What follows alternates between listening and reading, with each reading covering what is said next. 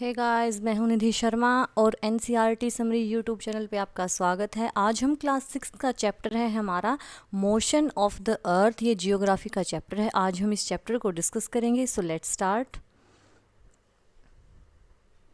As you know that the earth has two type of motions, namely rotation and revolution. अब जैसा आपको पता ही है कि पृथ्वी दो तरह के मोशन करती है, एक तो रोटेशन कहलाता है और दूसरा कहलाता है revolution.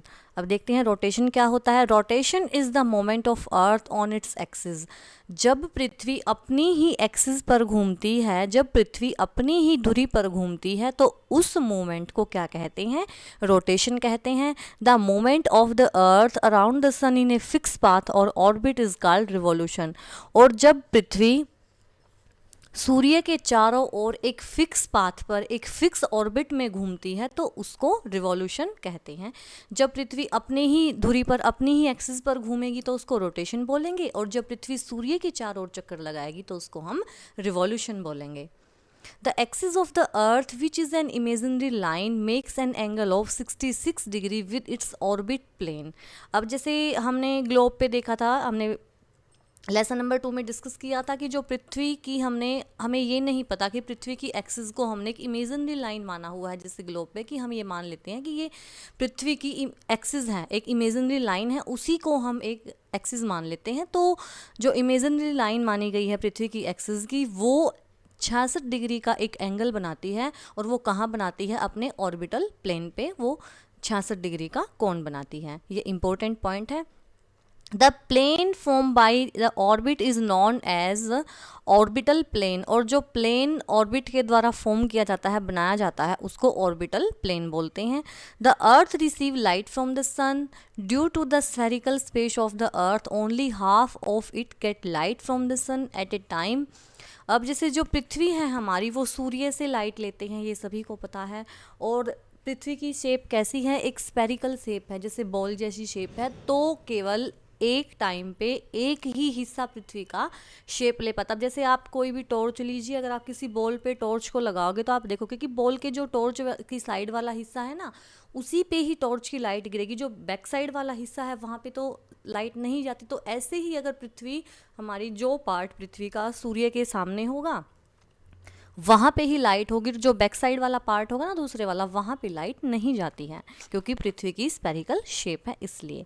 The portion facing the sun experiences day while the other half away from the sun experiences night. अब जो पृथ्वी का पार्ट सन की साइड होगा तो सन की लाइट सीधी पृथ्वी पे आएगी, तो फिर दिन बनेगा। और जो बैक साइड वाला पार्ट होगा पृथ्वी का, वहाँ पे क्या बनेगी? वहाँ पे रात बनेगी। The circle that divide the day from night on the globe is called the circle of illumination। तो फिर एक सर्कल है, अब देखो जैसे इसमें दिखाया गया है। अब जैसे ये सन है, अब ये अर्थ है हमारी। अब सन की लाइट पृथ्वी के सिर्फ आधे ही पार्ट पे गिरी हुई है, जो ये वाला पार्ट है। अब जो बैक साइड वाला पार्ट है वहाँ पे तो अंधेरा है। तो जो ये लाइन है ना बीच में, जो डे और नाइट को अलग करती है, इस लाइन को क्या बोलते हैं? सर्कल ऑफ इल्यूमिनेशन बोलते हैं। ठीक है।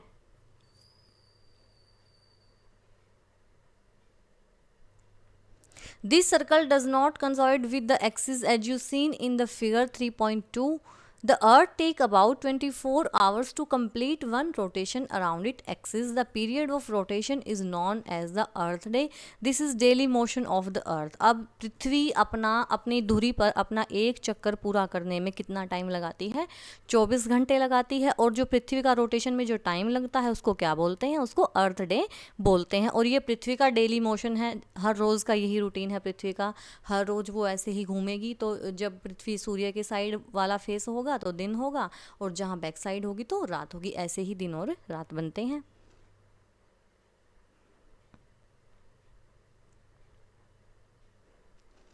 What happen if the earth did not rotate. अगर पृथ्वी रोटेट नहीं करेगी, अगर पृथ्वी नहीं घूमेगी अपनी एक्सिस पे, तो क्या होगा? The portion of earth facing the sun would always experience day, thus bringing continuous warm to the region. The other half would remain in darkness and be freezing cold all the time. Life would not have been possible in such extreme condition. अब देखो, अगर पृथ्वी घूमे ना, अगर पृथ्वी rotate ना करे, तो ऐसे फिक्स रहे, तो जो ये वाला पार्ट है इस पे तो हमेशा सन की लाइट गिरेगी तो यहाँ पे तो हमेशा दिन रहेगा, और जब सन की लाइट गिरेगी तो यहाँ पे गर्मी भी होगी ज़्यादा, और जो बैक साइड वाला पार्ट है यहाँ हमेशा रात होगी, और जब सन की लाइट यहाँ तक पहुँचेंगी ही नहीं तो फिर यहाँ पे बहुत ठंड होगी। तो लाइफ इम्पॉसिबल हो जाएगी ऐसी कंडीशन में।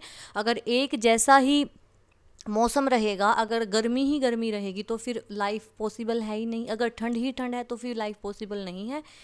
पृथ्वी रोटेट करती है तभी हमारे सीजन्स बनते हैं, तो लाइफ इम्पॉसिबल हो जाएगी ऐसी कंडीशन में अगर पृथ्वी रोटेट नहीं करेगी तो। The second motion of earth around the sun in its orbit is called revolution. अब जो पृथ्वी का एक मोशन है जिसको हम रोटेशन बोलते हैं, जो अपनी ही एक्सिस पर घूमती है, और रोटेशन के कारण ही दिन और रात बनते हैं, हमारे सीजन्स में दिन और रात बनते हैं। और जो रिवॉल्यूशन है वो क्या होता है, रिवॉल्यूशन से पृथ्वी जो है सूर्य के चारों ओर चक्कर लगाती है, उसको रिवॉल्यूशन बोलते हैं।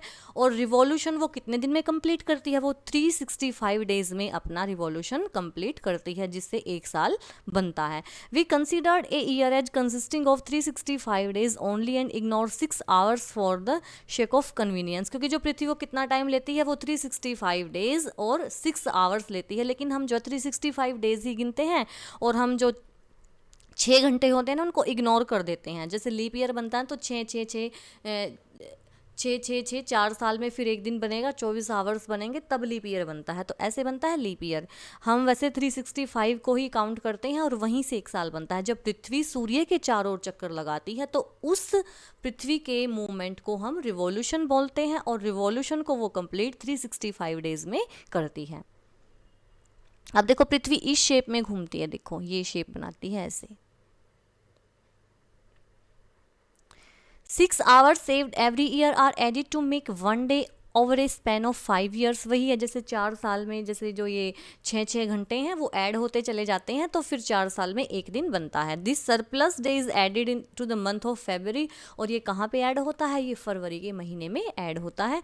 This every 4th year February is of 29 days instead of 28 days। इसलिए हर 4 साल के बाद फरवरी में 29 दिन होते हैं, 28 दिन की बजाय। वो जो 6 घंटे बचते हैं ना, जो हम काउंट नहीं करते हैं 365 में, फिर उनका एक दिन बन जाता है 4 साल के बाद। Such a year with 366 days is called a leap year. और इसी साल को हम लीप ईयर कहते हैं जिसमें 366 डेज होते हैं। Find out when will the next leap year be. तो फिर आप ढूंढिए कि अगला लीप ईयर कब होगा, वही है 4 ईयर के बाद ही होगा। From the figure 3.3 it is clear that the earth is going round the sun is an elliptical orbit. अब जैसे जो ये सन है, आप देखो ये सन है और ये हमारी अर्थ है, ये एलिप्टिकल शेप में, जैसे ये शर्पिलाकार शेप में सूर्य के चारों ओर घूमते, ये बिल्कुल राउंड नहीं है, बिल्कुल गोल नहीं है, ये एलिप्टिकल शेप है। देखो ऐसी शेप है, इसको बोलते हैं एलिप्टिकल शेप। जो हमारी पृथ्वी है वो सूर्य के चारों ओर एलिप्टिकल शेप में राउंड लगाती है। Notice that through out its orbit the earth is incline in the same direction. और आप ये देखो कि हमेशा जो पृथ्वी है वो एक ही डायरेक्शन में चलती है, ये नहीं है कि वो अपनी डायरेक्शन बदलेगी, नहीं, पृथ्वी ऐसे ही इसी डायरेक्शन में चलती है।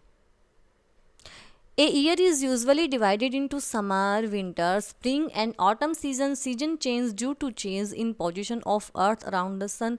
अब आप देखोगे कि एक साल में सीजन्स भी अलग अलग होते हैं, कभी समर है, कभी विंटर है, कभी स्प्रिंग है, तो कभी ऑटम सीजन है। ये सीजन में चेंज क्यों होते हैं, क्योंकि पृथ्वी सूर्य के चारों ओर चक्कर लगाती है, तो उसकी वजह से ही हमारे सीजन्स बदलते हैं। जब पृथ्वी अपनी धुरी पर घूमेगी, अपने ही एक्सिस पे रोटेट करेगी, तो दिन और रात बनेंगे। और जब पृथ्वी सूर्य के चारों ओर रिवॉल्यूशन करेगी तो उसकी वजह से हमारे सीजन्स में चेंज होते हैं, जिससे हमारे सीजन्स बनते हैं, जैसे समर है, विंटर है, स्प्रिंग है और ऑटम है। अब देखो, do you know how to draw an ellipse, take a pencil, 2 pins and loop of thread. अब देखो जैसे बोला कि 2 आप ये बिंदु लगाइए और यहाँ पे पेंसिल रख के फिर इलेप्टिकल शेप को ऐसे ड्रॉ कीजिए, तो आपको पता लग जाएगा कि इलेप्टिकल शेप क्या होती है।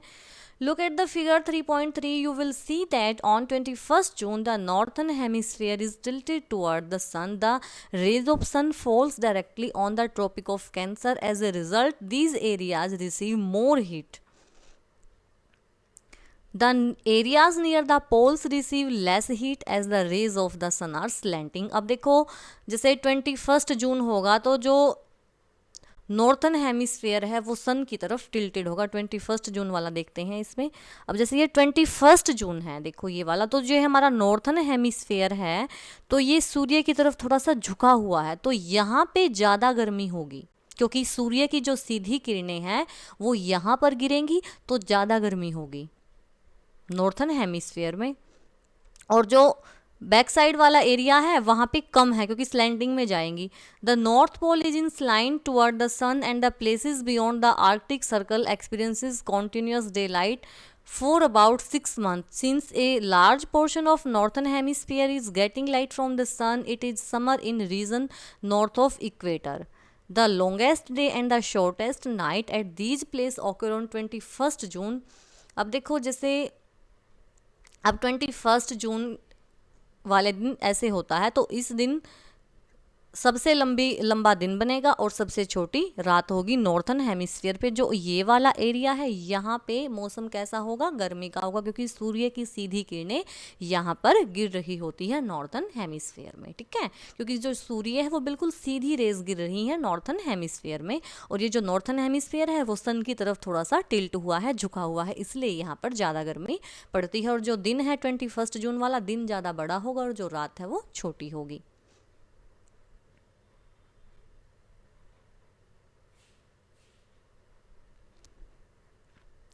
At this time in the southern hemisphere, all these conditions are reversed. It is winter season there. The night are longer than the days. This position of earth is called summer solstice. अब देखो जैसे ये हमारा northern hemisphere है, ये तो सन की तरफ झुका हुआ है, यहाँ पे सन की रेज बिल्कुल सीधी जा रही हैं, तो यहाँ पे तो गर्मी का सीज़न है।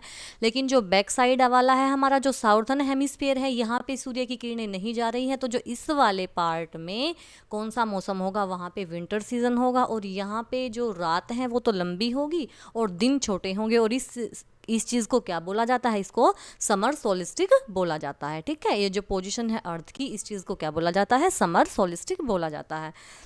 अब बात करते हैं 22 दिसंबर की।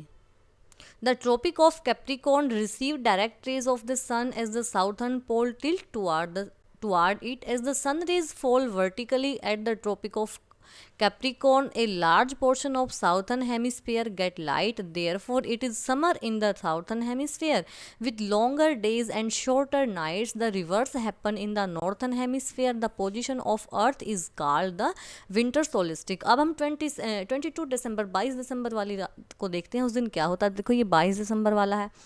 अब जो हमारा नॉर्थन हेमिस्फीयर है वो तो इस साइड चला गया, और जो साउथर्न हेमिस्फीयर है उसका रोटेट होके वो सन के साइड आ जाता है। तो इसमें क्या होता है, जो हमारा साउथर्न हेमिस्फीयर है उस पर बिल्कुल सीधी रेज जाती है, तो यहाँ पे गर्मी का मौसम होगा और दिन बड़े होंगे और रात छोटी होंगी। कहाँ पे होंगे, ये साउथर्न हेमिस्फीयर में होंगे। कब, 22 दिसंबर को।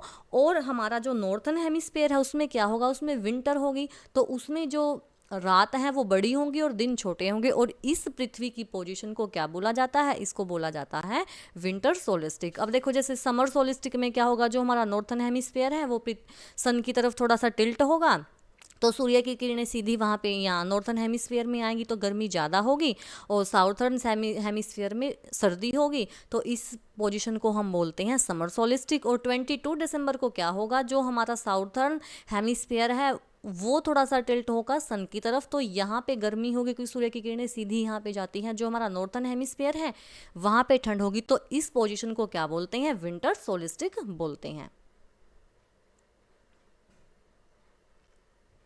Do you know that Christmas is celebrated in Australia in the summer season? क्या आप जानते हो कि जो क्रिसमस है वो ऑस्ट्रेलिया में गर्मी के सीजन में सेलिब्रेट किया जाता है।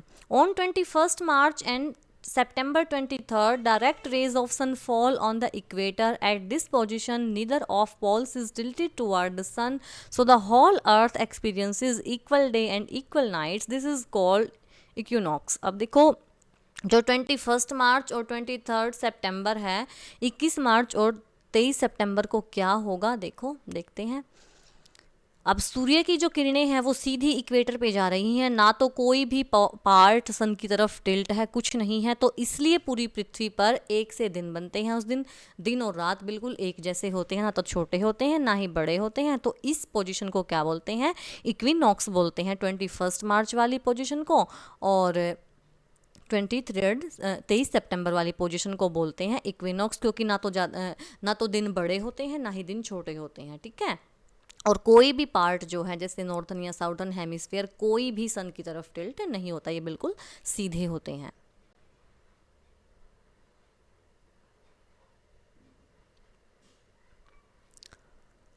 On 23rd September, it is autumn season in the northern hemisphere and spring season in the southern hemisphere. अब 23rd दिसंबर को देखो कि जो ऑटम सीजन है, 23rd दिसंबर को 23rd दिसंबर सितंबर ये रहा, 23rd सितंबर को देखो ये इस वाले पार्ट में तो ऑटम होगा और एक पार्ट में जो है स्प्रिंग होगा। और 21 मार्च को एक पार्ट में वैसे ही ऑटम होगा तो दूसरे पार्ट में स्प्रिंग होगा। The opposition is the case on 21 मार्च, तो ऐसा ही सेम 21 मार्च को होगा। 23rd सितंबर को ऑटम सीजन होगा नॉर्थन हेमिस्फीयर में और स्प्रिंग सीजन होगा साउथर्न हेमिस्फीयर में। और 21 मार्च को क्या होगा? नॉर्थन में तो स्प्रिंग सीजन होगा और जो साउथर्न है वहाँ पे ऑटम सीजन होगा, ठीक है। Thus you find that there are days and night and changes in this season because of rotation and revolution of the earth respectively. तो इस पूरा सारांश यही है, हमने ये पाया है कि जो दिन और रात हैं वो तो पृथ्वी रोटेट करती है, इसकी वजह से बनते हैं। और जो हमारे सीजन्स हैं वो किस लिए बनते हैं? क्योंकि पृथ्वी सूर्य के चारों ओर चक्कर लगाती है, इसलिए जो पार्ट सन की तरफ होगा वहाँ पे तो गर्मी होगी और जो पार्ट सन की तरफ नहीं होगा, बैक साइड में होगा, वहाँ पे सर्दी होगी। और जब दोनों कोई भी हेमिस्फीयर टिल्ट नहीं होगा सन की तरफ तो उस टाइम पे इक्वेटर होगा, दिन और रात एक जैसे बनेंगे, उस पोजिशन को इक्विनॉक्स बोलते हैं। तो आई होप आपको वीडियो काफ़ी अच्छी लगी होगी। अगर वीडियो अच्छी लगे तो वीडियो को लाइक करें, शेयर करें, चैनल को सब्सक्राइब करें। कल फिर मिलते हैं एक नए वीडियो के साथ, तब तक के लिए बाय बाय।